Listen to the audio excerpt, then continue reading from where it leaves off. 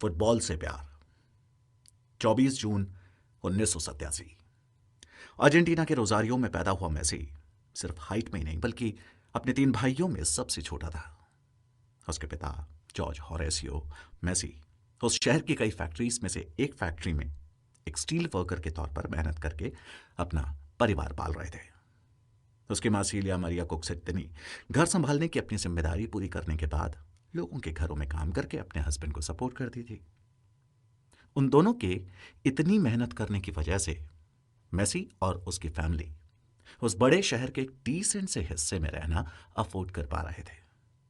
उनकी लोकेलिटी कोई बहुत हाईफाई तो थी नहीं, मगर उस जगह पर रहने वाली फैमिलीज एक दूसरे के बच्चों की देखभाल कर लिया करती थी। यानी जब तक बच्चे उस लोकेलिटी में खेलते रहते, माँ बाप को उनकी टेंशन लेने की ज़रूरत नहीं थी। शहर के साउथ में पड़ने वाला वो एरिया बारियो लास हैरिस में सिचुएटेड मेसी का वो पुराना घर आज भी उनके पास है, जहाँ वो आज भी कभी कभी जाकर अपने पुराने दोस्तों से मिलते हैं और अपनी पुरानी यादों को ताज़ा करते हैं। लैटिन अमेरिकन कंट्रीज में सॉकर या फुटबॉल के नाम से जाना जाने वाला यह स्पोर्ट अर्जेंटीना और पूरे साउथ अमेरिका में बहुत ही फेमस है।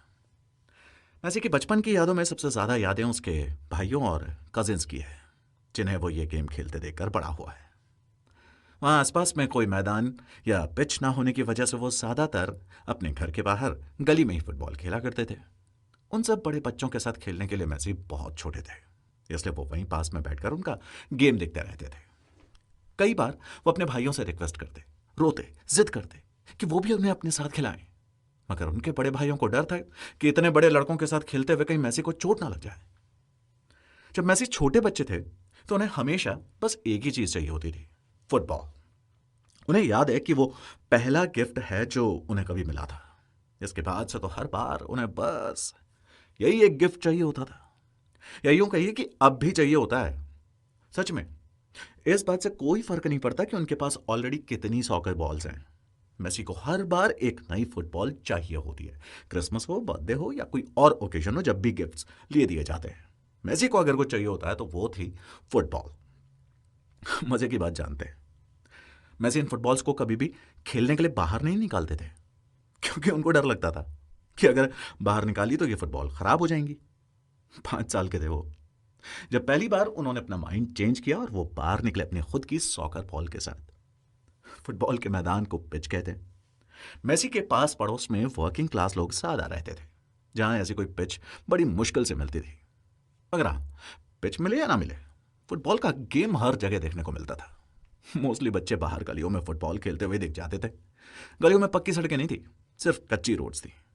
बेहतर था कि इन्हीं कच्ची रोड्स पर खेला जाए, क्योंकि इन पर गिरने से चोट नहीं लगती थी और ना ही फुटबॉल खराब होती थी। वहीं पास के एक टाउन में एक पुराना उजड़ा हुआ सा आर्मी बेस था, जिससे वो लोग बटालियन कहते थे। जब कभी फुटबॉल खेलने के लिए बहुत से बच्चे इकट्ठे हो जाते थे तो सब के सब उस पुराने आर्मी बेस में चले जाते। उस पुराने बेस के चारों ओर फेंस लगी हुई थी, जिसमें अंदर घुसने के लिए मेसी और उनके दोस्तों ने ढूंढ लिया एक छेद। अब वो सब यहां से चुपचाप अंदर घुस जाते और फिर बहुत देर तक उस लंबे चौड़े घास के मैदान में खेलते रहते। इसी घास के मैदान पर नन्हे मेसी ने अपने अंदर एक बहुत ही अमेजिंग स्किल को डिस्कवर किया। किसी को समझ में नहीं आता कि छोटा सा मेसी कैसे इतनी देर तक बॉल को बाकी प्लेयर्स से दूर रख लेता था। वो ट्राई करते रहते पर मेसी फिर भी किसी ना किसी तरह से बॉल को जब चाहे, जहां चाहे और जैसे चाहे ड्रिबल कर ही लेता था।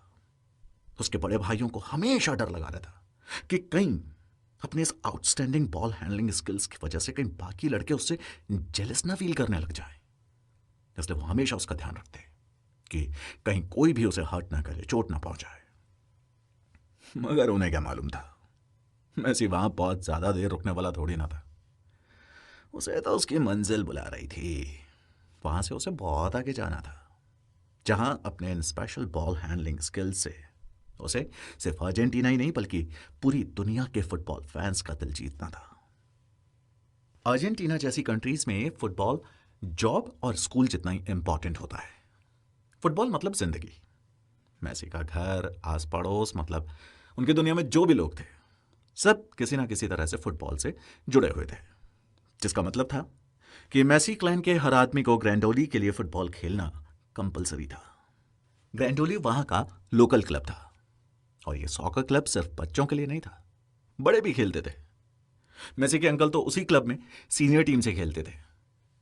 तो जैसे ही मेसी ने डिसाइड किया कि अब टाइम आ गया है जब अपने फुटबॉल्स को उन्हें फाइनली खेलने के लिए यूज करना चाहिए, जिन्हें अभी तक उन्होंने अपने खजाने में बंद किया हुआ था।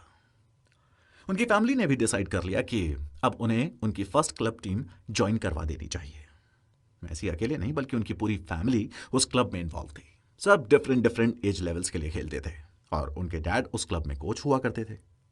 संडे का पूरा दिन उनकी फैमिली क्लब ग्रैंडोली में ही बिताती थी, क्योंकि हर एज कैटेगरी में उनकी फैमिली का कोई ना कोई मेंबर खेल ही रहा होता था। सेल्वाडार अपरिसियो, जो कि ग्रैंडोली के एक बहुत ही रेनाउंड कोच थे, वो पहले शख्स थे जिन्होंने मेसी को फर्स्ट टाइम पिच पर नोटिस किया। वो बॉल के साथ कुछ भी तो कर रहा था, जैसे कि मानो अपने ही तरीके का फुटबॉल खेल रहा हो। अपरिसियो को एक 7-on-7 गेम के लिए एक और लड़का चाहिए था, जो कि कोई ऑफिशियल नहीं बल्कि एक सिंपल फ्रेंडली प्रैक्टिस मैच था। उन्होंने मेसी की मां से पूछा कि क्या वो मेसी को उस प्रैक्टिस मैच में खिला सकते हैं, मगर उन्होंने मना कर दिया, क्योंकि उनको डर था कि इस टीम में इतने बड़े बच्चों के साथ खेलते हुए मेसी को कहीं चोट नहीं लग जाए। लकीली मेसी की दादी मां वहीं थी और उन्होंने मेसी की मां से कहा कि मेसी को यह गेम खेलने देना चाहिए।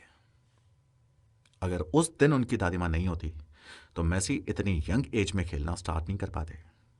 अपरिसियो ने उससे पहले हजारों लड़कों को फुटबॉल सिखाई थी, मगर उस दिन जो उन्होंने वहां देखा था उसने सब कुछ बदल के रख दिया। गेम शुरू हुआ और बॉल लुढ़कती हुई पहुंची मेसी के पास। वहीं से मेसी ने बॉल को अपने कंट्रोल में लिया, पिच पर भागने लगा।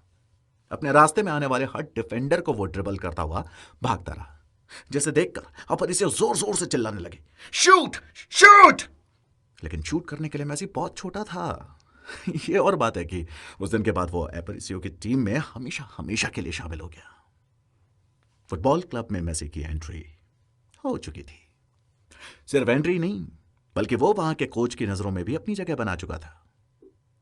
मगर उसकी खुद की नजरें जो सपना बुन रही थी वो अभी न सिर्फ दूर था बल्कि उसके और मेसी के बीच में खड़ी थी एक बहुत बड़ी दीवार, जिसे तोड़ पाना ना तो मेसी और ना ही उसकी फैमिली के लिए पॉसिबल था। फिर कैसे पहुंचा मेसी